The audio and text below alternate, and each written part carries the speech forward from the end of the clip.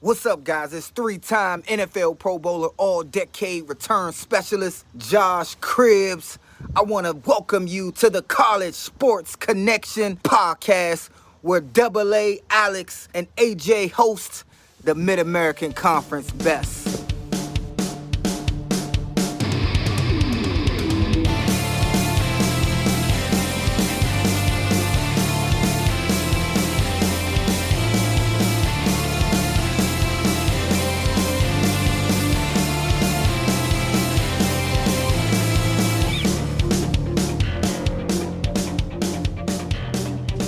All right, everybody, welcome back to the CSC podcast, all action all the time. I'm your host, Alex the Captain. Joining me, as always, it's AJ the Guru. What's going on, everybody?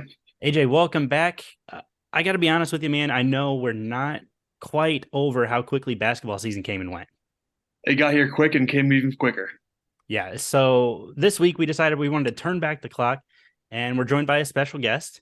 This week's guest is a former professional basketball player for the Nebraska Express, a former college softball, college volleyball coach before deciding to stick to basketball full time, the former Great Lakes Valley coach and Division II Coach of the Year, and current head coach of the Northern Illinois women's basketball team. We welcome Erling, Iowa's favorite daughter, Lisa Carlsen. Coach, thanks so much for joining us. Goodness, you are taking it way back. I appreciate it, guys. I'm looking forward to getting an opportunity to talk a little NIU hoops. Absolutely. And I was thinking about this before we got on. The three of us are doing this conversation in three different time zones. You're Central, Alex is Eastern, I'm Mountain. Nice. So we're covering it all here, though. So we're spreading the word of Mac. We're spreading Maction out here to the Mountain West. So let's get into it. You said we're taking it way back. Let's dive back all the way to college, to making it to the professional leagues. We don't get to say that we've had a professional athlete on the show too often. Well, it was a really unique time. When I graduated from college was an upstart time for what was then the WBA. It was a league that was generally in the Midwest. It was kind of right place, right time for me. They had a couple of tryouts that I became aware of, where they were really just looking to go kind of on a tour that summer to see if there could be enough interest involved with starting a professional team. And so it was a lot of fun. Again, we just a bunch of people that got together that still wanted to play. They weren't paying us a lot of money, and that didn't matter. We were just excited to continue to bounce the little orange ball. No, that's super cool. Yeah. And you did that, for 3 years? What happened with that? Was that just hey, we did it for 3 years, we're going to move on to something else, or did the league fold? What's the story there? So we did. There was kind of a tour that summer, and they picked out some of the cities that they thought would be able to withstand having a professional team for the next couple of years. And so I was lucky enough to kind of help put together a little bit that group of us that played the first year in Beatrice, Nebraska, and then we moved to Omaha and played at Benson High School that second year. And then yes, it kind of just got absorbed by the ABL and other things. And the WNBA was just kind of in its very infancy at that time. So it didn't last very long, but it sure was a lot of fun for those of us that got that opportunity. Sure. So for those 3 years, the Express were at the top of the American Conference, year in and year out. Can you talk a little bit about that success and how that kind of prepped you for the coaching ranks? Yeah, we had a blast. Again, it was a league that was very, very high scoring, pretty much played in transition the entire time, scored a lot of points. I had the opportunity to play with some really talented players, from bigger schools than where I had been at. And so that opportunity really was great. And then all of us, because of the amount of time that we had played basketball, really had an opportunity to kind of form what it was that we were going to be able to do on the court. So back to your question about the coaching piece of it. And really, I didn't know that was going to be the path that I had been on now for about 30 years. But a lot of those players actually ended up in coaching in some way, shape, or form. That's such a cool thing, right? I guess kind of talking about your coaching journey. It's doing a little research on you. It's a little bit more unique than some of the other coaches we've seen. We see that you had a pretty successful career as a as a softball coach, and then as a volleyball coach as well. So what was that transition like from playing professional basketball to coaching softball to coaching volleyball, and then deciding to get back into basketball? Right. So when I left college as a player, I wanted to get my master's, and I was really going to go into exercise science. That's what I was going to get my master's in. I got done. I was a graduate assistant at the University of Nebraska Omaha, had a great experience there, but really I was going to go into corporate fitness. That was always my plan. So I got my exercise science degree, started working for a small company in corporate fitness. And then the head coach at Nebraska Omaha at the time said, "Hey, there's this part-time softball job in town. I think you'd be great at it. It wouldn't impact your full-time job. You should just try it." And I'm, probably 24 years old or however old I am. And I thought, okay, well, I'll apply. Had no idea that I would actually get the job. And so I started coaching softball. And again, I played in college, so I knew a little bit about the game. So I started coaching softball, had a great group of kids. We had a lot of success. I did that for a few years, and I was like, listen, I'm having way more fun in this part-time gig than I am in my full-time job. I always laughed. I could go to practice, and these, 20-year-olds, they were doing everything I asked them to do. If I said run, they said how far. And if I said jump, they said how high. And then in my real job, I had, middle-aged people that are like, just give me the quick fix, right? I want to lose 20 pounds, but I don't want to really do any work. And I thought, listen, I have to, if this is really where my passion lies, I have to try it. So that's where the softball volleyball thing kind of came in. I went to Wayne State College in Nebraska. It was the head softball position, but with that was the assistant volleyball position. Listen, I don't know anything. I played high school volleyball, but I didn't really know anything about coaching volleyball. Okay. But the head coach at the time was like, listen, all I need you to do is throw a few balls during practice, maybe go watch a few recruiting tournaments. I said, okay, well, I'll give it a try. So the volleyball thing, and again, I had a great head coach with volleyball who knew that I was really just there to coach softball. Mm-hmm. I did that for a year, and if anybody has coached softball in the Midwest, especially in Nebraska, it was so cold. And I thought, sure, I do not want to do this in this part of the country. So either I'm going to have to find a job coaching softball south of here, or I got the opportunity, and actually a call from Paula Busher at the time, who had just taken the head job at Nebraska Omaha, and said, hey, do you want to come back to UNO, be my assistant coach? Because the head coach at that time had moved on to administration. She was the assistant when I was the graduate assistant. So everybody was just kind of taking a step up.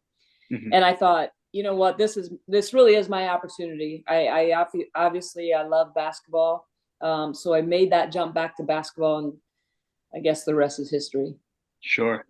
Now you mentioned too, you being a multi-sport athlete in college, all conference in both sports. Was there a first love, or was it always basketball and softball kind of came with it? Basketball was always my love, but I had to work a lot harder at basketball to be very good. Softball was one of those things that I played. And I went to high school in Iowa, which is a little unique. In high school, softball in Iowa is played in the summer. So again, it gave me the opportunity to do that. And it was something that I was pretty good at. I didn't necessarily work really hard at it. It was a little bit more natural. And so I had the opportunity when I went to Northwest Missouri State to play both. I was on a basketball scholarship, but, softball probably opened a few more doors for me collegiately. But I knew I wanted to play collegiate basketball. So it was a great combination. I always say it kept me out of trouble, kept me very busy, and really enjoyed my time in both sports. Mm-hmm. So you talked about going back over to University of Omaha. That was back when they were Division II, right? That was before their transition to D1. Yep. So what, I guess, were you there for that transition, or did that transition happen after? It happened after. And actually that league that we were in was like North Dakota State, South Dakota State. So all of those teams at some point transitioned to Division I as well. But it was after my time there. The whole time I was there, we were Division II. Okay. Okay. And then obviously you moved on, you took the head coaching gig at Nona State, and then you moved over to, sorry, my screen just froze. I apologize. To Lewis. Yeah. Yep. To Lewis. And, that you had a lot of success there. You guys had some incredible teams. I'm looking at this, a lot of NCAA tournament appearances. Like we mentioned in the pre-show, you won Coach of the Year for Division II as well as for the conference. Just how much different was that experience, kind of building that program from your previous stops and just kind of really getting a chance to take the full reins of it? Right. So that was a little bit of a unique situation too. I had gone to Winona State in the transition, and I was actually associate head coach at that time.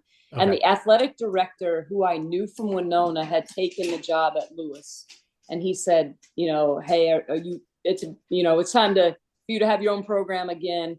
And we had such a great working relationship, and I was lucky enough to have just a tremendous group of recruits, and they were a huge part of that successful run for 3, 4, 5 years that we had at Lewis. I think we had the conference player of the year, 2 different. So like Mariah won it, then Jamie won it, then Mariah won it back. So I had just a great group that loved to play. They loved to play together, and it was a lot of fun. The year that we went to the Elite Eight, I remember saying at the beginning of the year, like, this group is so connected. All I have to do is not screw them up, like stay out of the way and not screw it up. And so, we spent a lot of that year ranked number 1 in the country. And, it was just a group that was so much fun to be around because they loved playing together.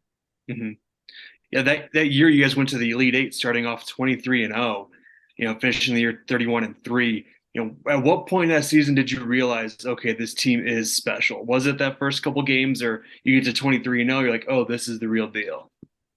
We had a little bit of success those couple years before, and that core group was still together. So I had an idea, or at least I hoped, if we could stay healthy, we had a chance to be pretty good that year. I'd managed to kind of keep my staff together. And again, we had a lot of experience coming back, people who really understood how they fit into what we were going to do. So I would say we were pretty optimistic at the beginning of that year. We did. We got off to a great start, and then ran into a couple really good teams. Losing to Drury at home was a tough one. And then we ended up not winning the conference that year, but going on to the regional and then going on to the Elite Eight. But it was a pretty special group from the beginning.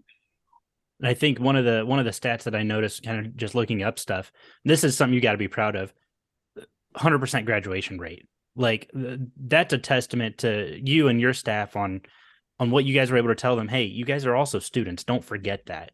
And so that has to be pretty special, because that you don't see that very often. Well, and we've always talked about the correlation between students who take things really seriously in the classroom generally are really driven on the court. I mean, that correlation is evident. And it's something that we talk about in recruiting all the time. The way you do one thing is the way you do everything. And so I think what we've seen is, and it's even held true to some of our most accomplished athletes, they've been tremendous students. And I think that just sets the tone culturally. What we do in the classroom is just as strong as what we do on the court. And we've been really lucky to sustain that level of success. And then, like you mentioned, just making sure everybody's graduating. And then this day and age, everybody's graduating with a master's degree because everybody's got 1 million years of eligibility, Pretty wild how that works now, right? With it's a blessing and a curse, I guess, with the COVID year, right? Absolutely. So obviously you finish up at Lewis, and then you transition, or you get the call, I guess, to Northern Illinois. Can you talk about that experience?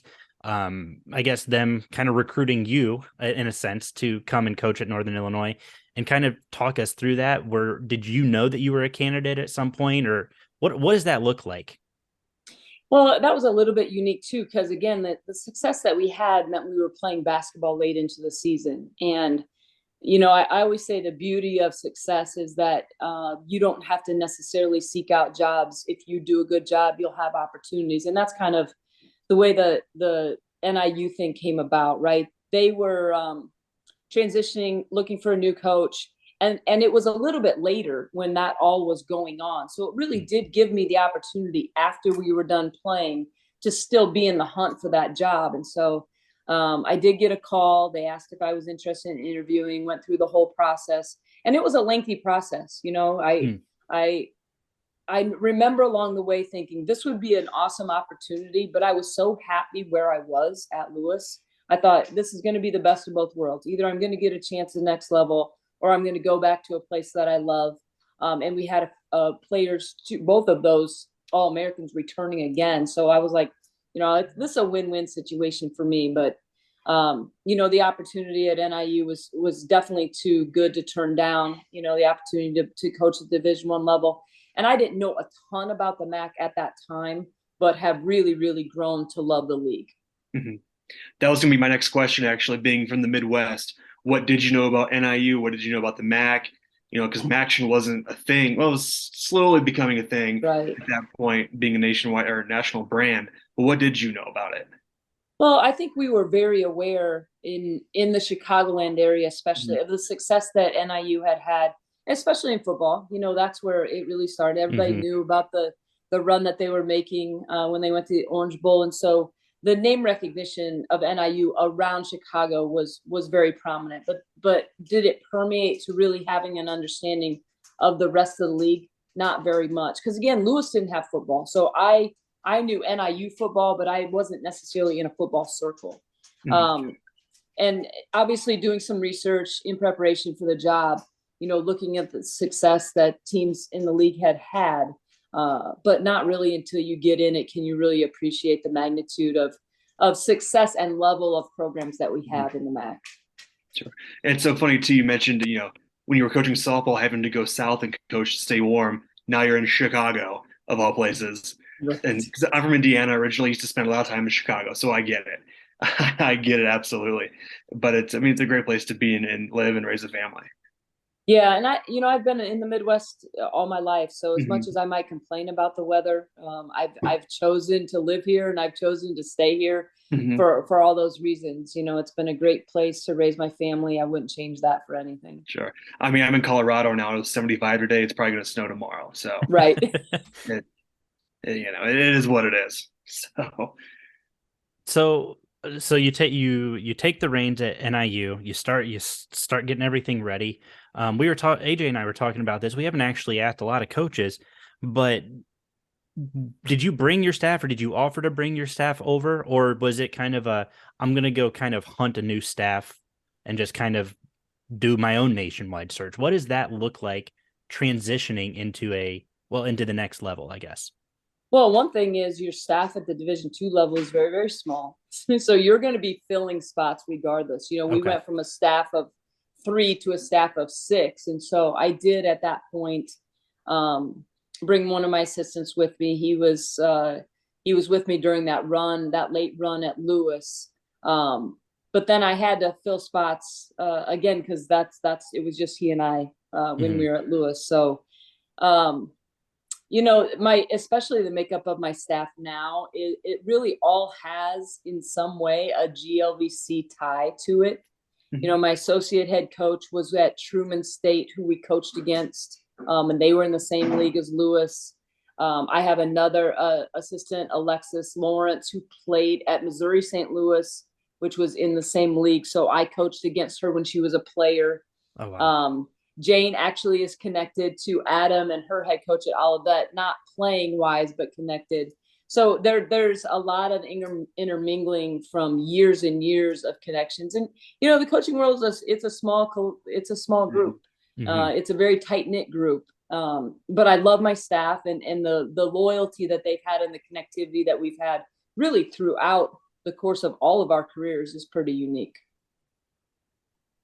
So, yeah, that's cool, right? It's one of those things that I think from the outside looking in, like a lot of people hear the same names in those circles, but you don't really realize how small those circles actually are.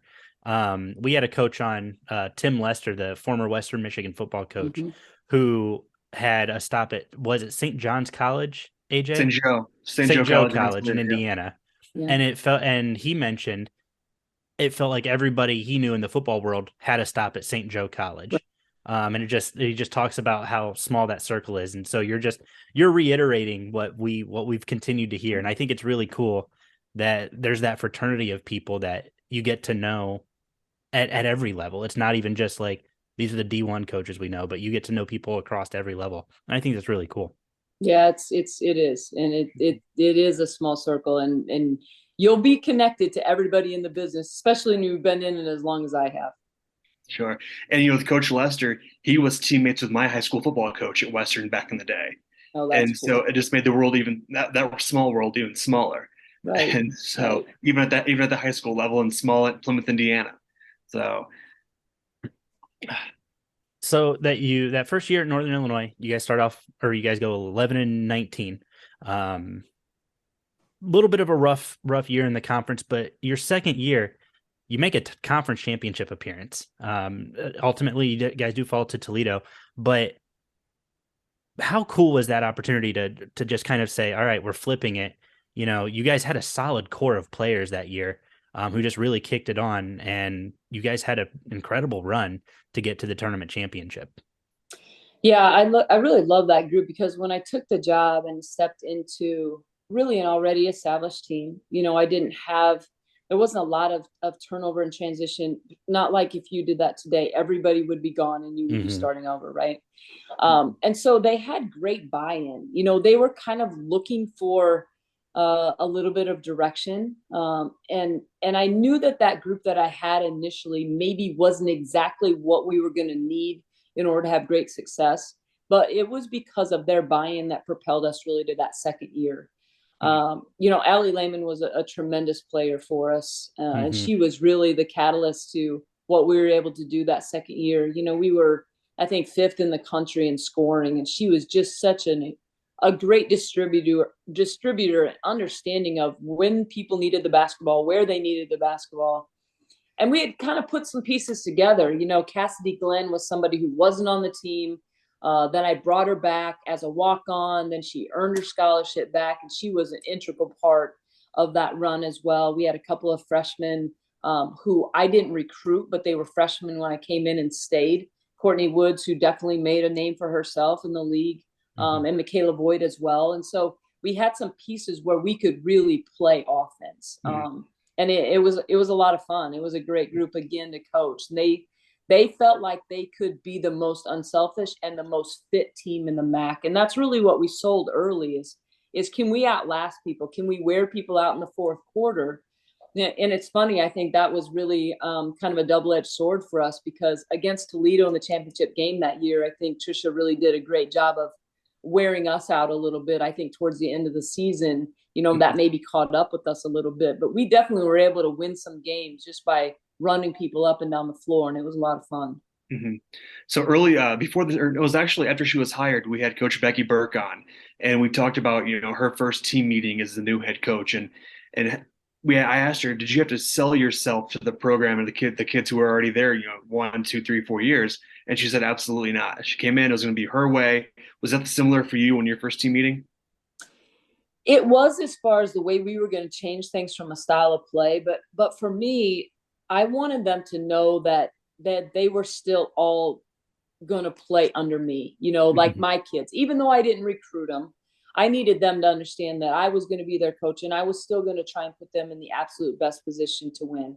And that's why I think I appreciate that group so much, because their willingness to buy in early, again, when maybe they didn't feel the connectivity because I didn't recruit them, was really high. And I think that's why we were able to have some success early on in my tenure. So you're actually the third women's basketball coach we've had on. I think only football have we had more coaches on. So I think this is kind of cool. But you mentioned Tricia Cullip. We had her on a couple years back. Great conversation with her, just as we had with Becky Burke, of course. But with the transfer portal then, so that was pre-chaos of what the transfer portal is today. Talk about a little bit about kind of dipping into that now and what that landscape looks like. And is it one of those things where you just try to, hey, we need a point guard. Let's go see what the portal has, as well as doing the recruiting? What does that look like now compared to what it did, I guess, in your previous iterations as coaches stopped, but also when you were a player? Right. Yeah, it's crazy, right? And I think you've seen at all levels. But even if you look at the Power 5 level and what teams have been able to assemble by utilizing the portal, and LSU is a great example of that. For us, I think, you mentioned, well, I need a point guard. Do I go get a point guard? I think there's a little bit of that. But for us, I think we're really careful in the portal because culturally is still the way we're going to be able to win ball games, right? We're not going to be able to go get those ESPN top 50 kids necessarily, to come to the MAC, or definitely not to come to DeKalb. And so we've tried to establish, making sure that it's a good fit for the institution and the way we go about our business from a staff standpoint. And so we're really careful in the portal that way as well. I think you can get a little bit portal happy and you get enamored by a skill set or where they were previously, and they can kind of mess things up for you culturally if you're not careful. And so, we try and be intentional in vetting those players. Yes, fill a need from a skill set standpoint, but really understanding, what are you looking for in your next step? Is that something that we can provide, or is it not going to be a good fit? And so I think we at NIU are probably going to fall somewhere in the middle. We're not going to live in the portal. We've been really lucky not to have a lot of turnover. And so we've been able to establish some of those 4-year kids and watch their continued growth into being pretty good players.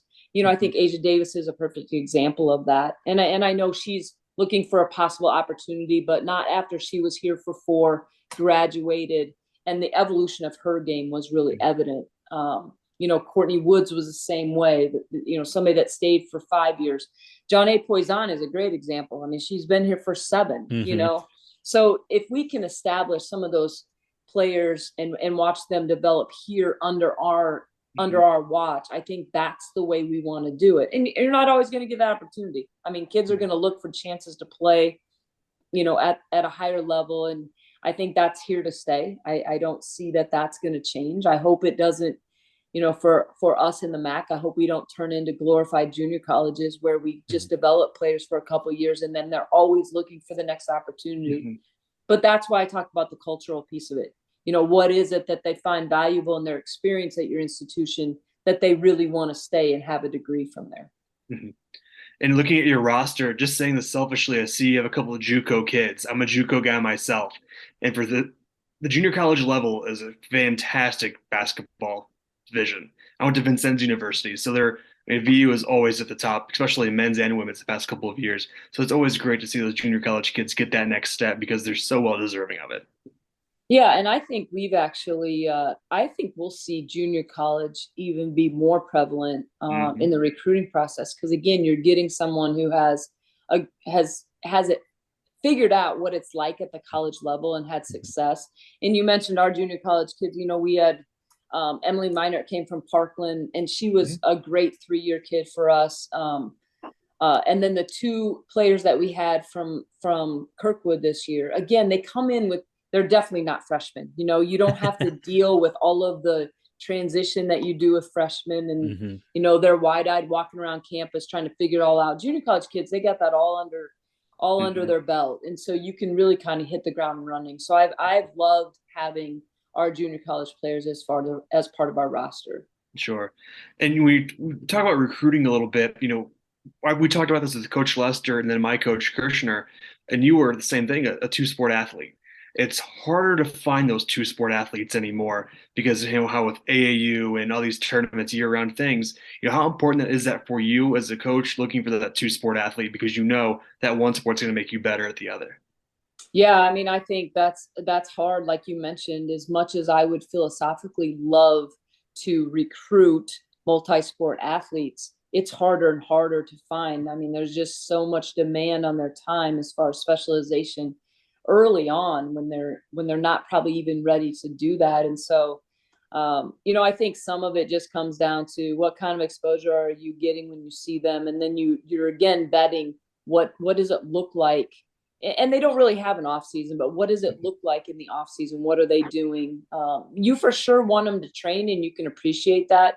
But the cross training is really important if you can get lucky enough to, find the right mix on kids like that. Right. So how has recruiting changed since you were being recruited now that you're on the other side of the couch? Is it the same conversation with mom and dad and grandma that you got when you were playing?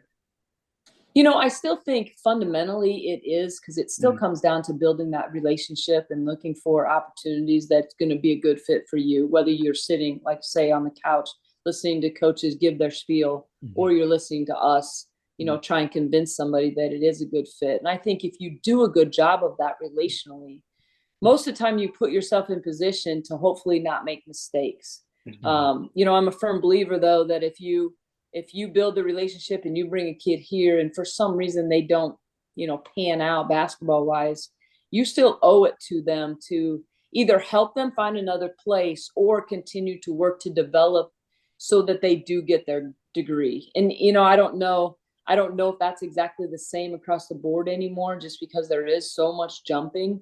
But I still feel very strongly that if we bring a freshman on campus and they do what we're asking them to do, they're our responsibility to make sure they walk across the stage. Mhm. So how did you find Grace Hunter? And the reason I ask that is I did high school radio in Fort Wayne.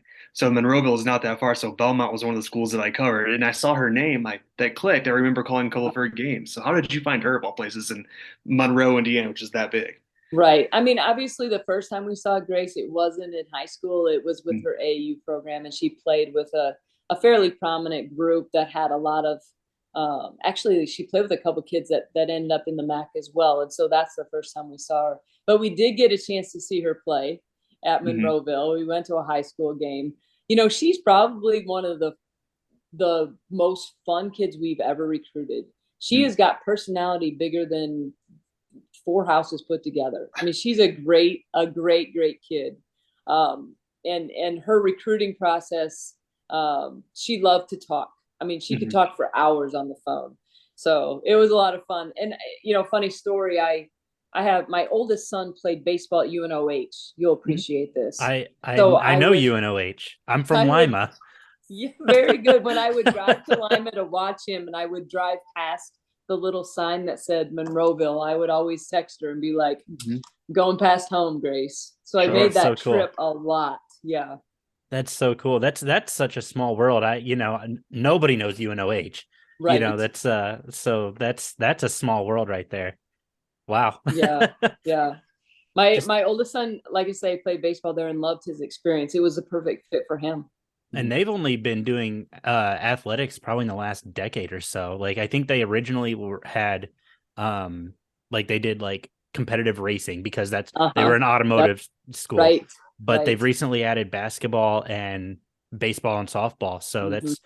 that's been a slow thing. They went from a really a tiny community college to a full out D3 school, and Right. it's been fun as a Lyman native to always kind of see them grow.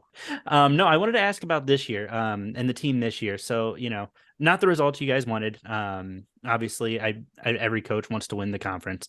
But you guys played in the WBI tournament, and this is a unique tournament, and I don't think a lot of our listeners understand how it works. You guys are guaranteed 3 games, is that right? Correct. Correct. So, can you kind of break that down and kind of what that format looks like, and how do you prep for that, knowing you get a set number of games versus, oh, well, we lost in the first round, we're out. Right. I think it was, again, because of that, such a great opportunity for us. It is interesting because you're playing teams, obviously, just like you would in any postseason tournament that you haven't seen. Mhm. And to play 3 days in a row, especially at the end of the season, Yeah. and the rigors of the MAC and everything that goes with that, that's a challenge in and of itself. And so for us, it really was a great opportunity to play deeper into our bench. Mhm. And some of those players that maybe didn't play a ton during the course of the year were going to get that opportunity. So I think that was unique. I think the WBI is also one of those postseason tournaments that can really kind of propel the thought of postseason basketball for your program. If you look at, even Bowling Green going to it last year and then what they were able to do this year.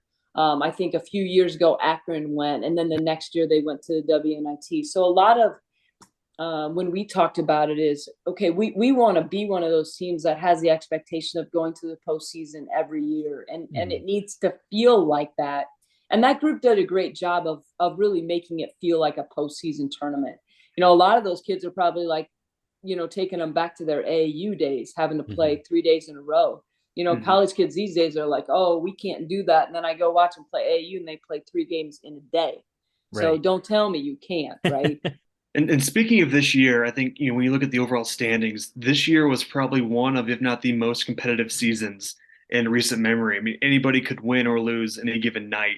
So from a coaching perspective, can you talk about that game prep week in and week out and knowing you're going to get everybody's best shot?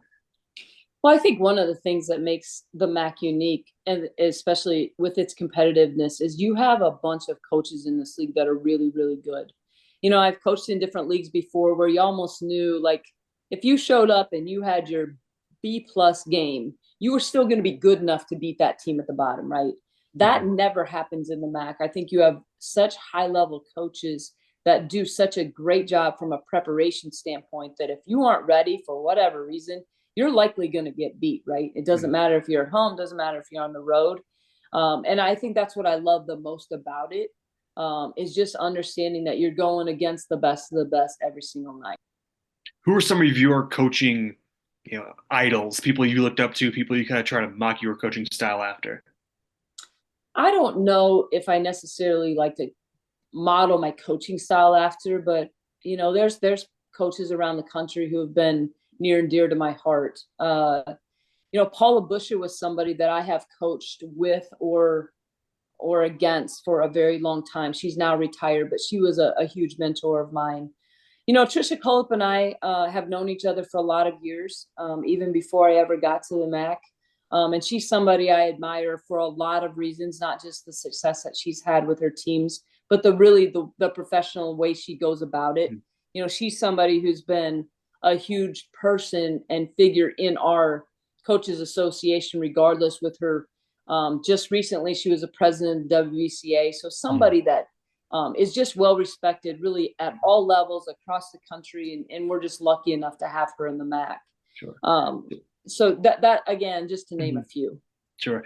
And, Coach Culp just got a contract extension, so she's going to be at Toledo a lot longer.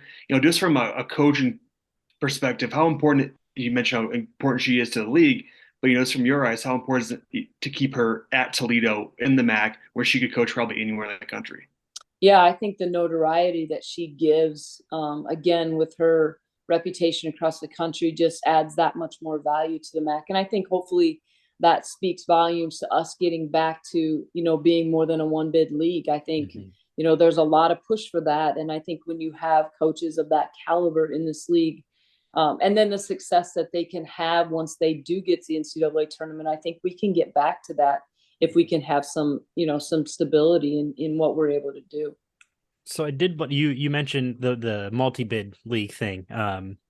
When we've talked to Becky Burke, she mentioned that she does all the scheduling. Is that the same for you as well in terms of the non-conference scheduling? You kind of contact the schools and say, hey, we'd love to do a home and home. How does that work for you?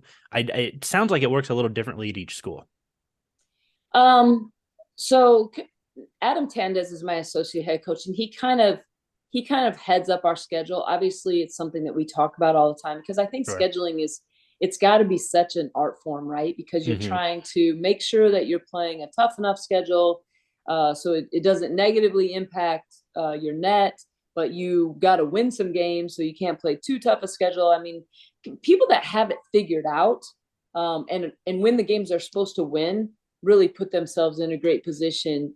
Because when you start MAC play, it's just unlikely these days that anybody's going to run the table, right? Because of the competitive nature of the league. And so you want to do everything you can going into MAC play to put yourself in position to sustain some positive numbers, wins, losses, net, all those things, so that when postseason comes around, you put yourself in the conversation. Sure. So over the past couple of years, we've been lucky enough to speak to a few NIU coaches, yourself, Coach Hammock, Coach Adrian Myers when he was still there. Can you talk about the culture of the coaching profession at NIU? Because everybody we've talked to just seems like an absolute blast to hang around with. Yourself included. I mean, yes. I think we find that the coaches are extremely supportive of each other, and like any MAC school, we're kind of driven by football, and I love football. So, Coach Hammock is somebody that I talk to often. We bounce things off of each other all the time. Adrian was the same way. And so I think you have, understanding each individual institution's culture is important to success. Mm-hmm. And so you have to find out what's the NIU way. And it doesn't have to be the hard way all the time. I mean, it can be, but it doesn't have to be. But finding out what works at your institution in your program can be really beneficial, I think, for other programs around too, because mm-hmm. we're still trying to recruit similarly to DeKalb, mm-hmm. to NIU, and what's the perfect fit for the athlete that's going to have success. I think those are really important conversations to have. So I want to ask about DeKalb real quick, since we're on the topic of NIU specifically. AJ and I have eaten at Fatty's. That has been the one place we've eaten at Northern Illinois. Do you have a favorite food joint? Any kind of meal traditions you have before or post game while you're at NIU? Where are the hot spots? Of course, aside from Fatty's. I don't know if there is an aside from Fatty's, right? Okay. That's where you go for everything. They've been such great supporters because we do, besides just eating there, mm-hmm. They have huge banquet rooms, not huge, but big banquet rooms and stuff in the back. So there is events there all the time, community events, definitely NIU events. And so mm-hmm. we do spend a lot of time at Fatty's in really a lot of different areas. So that if anybody says, where's the place to eat? That's what I would tell them, because I think the food is really good. Well, and we try and spread things out, but Fatty's is definitely good. Sure. And I love all the memorabilia they have. Yeah. I think it's a classic college town restaurant where it's like, oh, look at this jersey from 1946, whatever it is. It's like, so I think it's cool, and it definitely having it right across the street from campus. That's a mm-hmm. huge win. Yeah, for sure.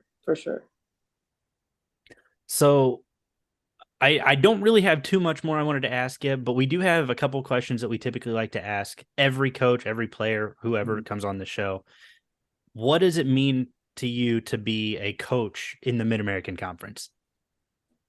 Well, we've talked a lot about it, especially in women's basketball. And I think, historically, this will be the end of my 8th year. Mm-hmm. The time I've been here, I think women's basketball in general has just grown leaps and bounds, and the success of Sue and Felicia and what they were able to do, I think, in their Sweet 16 runs, mm-hmm. there's just that has really put the MAC on alert across the country, and I think we have great teams, and we can get back to that.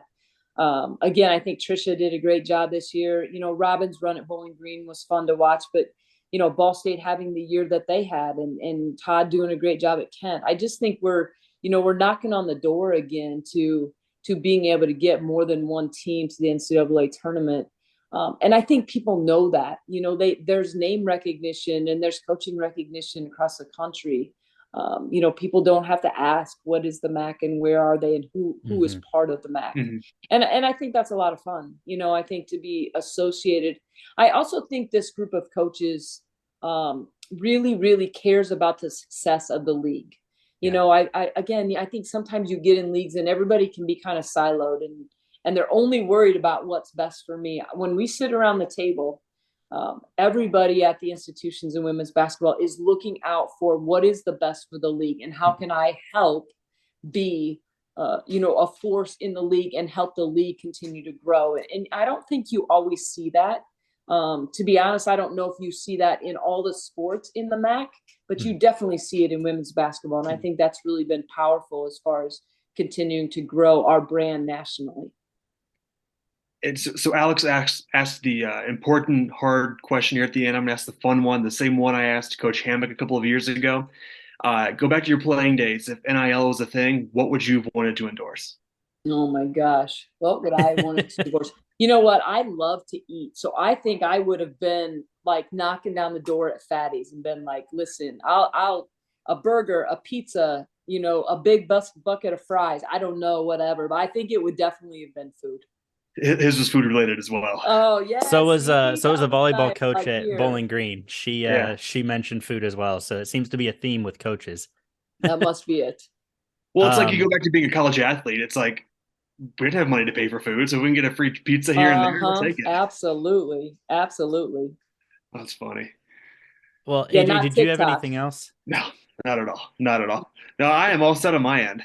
Well, Coach, thank you so much for giving us some of your time tonight. We really appreciate it. I had a fun time talking to you, getting to know about you and the program, and I'm looking forward to coming. Oh, I did have one last question. I'm sorry, I just thought of it because I was talking about trying to come out to the Convocation Center next year.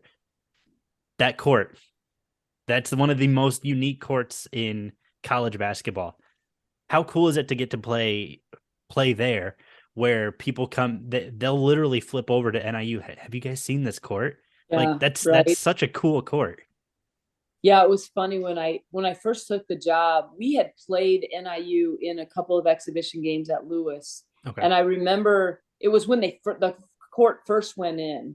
Okay. And it's not weird to play on it the first time, but it's really weird when you go back and watch film. Yeah. And then you're watching film and you're like, wow, that is super unique. So that was a lot of fun. In fact, the first year I think that we played at NIU when I was at Lewis was the first year they put it in. And Okay. so it's definitely a talking point, something that people talk about all the time. But if you go back, and I've had coaches say that, it's one thing to play on it, but when you go back and watch it on film, it's unlike anything else that you're watching. Sure. Between you guys and Oregon, two of the Right. most unique courts in college basketball for sure. Yeah, kind of cool. But no, in all seriousness, thank you so much, Coach. I'm looking forward to coming out next year. Come check you guys out and cheer you guys on as we do with all of our MAC schools. And did you have anything else that you wanted to leave our listeners with? Any tidbits of wisdom? I don't think I have any tidbits of wisdom. Everybody's just going to maneuver through the off season. We'll get back at it. Perfect. Well, thank you so much, Coach, for your time. Guys, thank you so much for tuning in. We're excited. This was a great conversation with Coach, and that's it from us. We'll see you next week. All right. Appreciate it, guys. Thank you so much, Coach. All right. Take care.